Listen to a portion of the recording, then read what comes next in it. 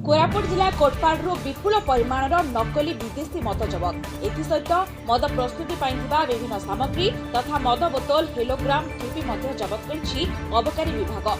एठारे नकली मद प्रस्तुति होता खबर पाई अबकारी विभाग चढ़ाऊ करथिले भी अभियुक्त माने किंतु खसी पड़ाइछंती। कोटपाड़ और एहार आखपाख अंचल में दीर्घ दिन हेब नकली मद बिक्री होता अभियोग होई आसुथिला।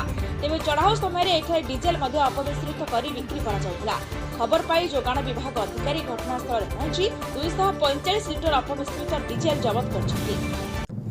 आज डुप्लिकेट जो मद तैयार होची खाली बोतल खाली टिपी आउ लेवल गुड़ाक स्पिरिट गुड़ाक ये सब ही जबत होम जो चढ़ाऊ समय कौन व्यक्ति उपस्थित नथिले आउ तदंत जारी रही अति शीघ्र तदंत करी जे कर तार मालिक को गिरफ्तार।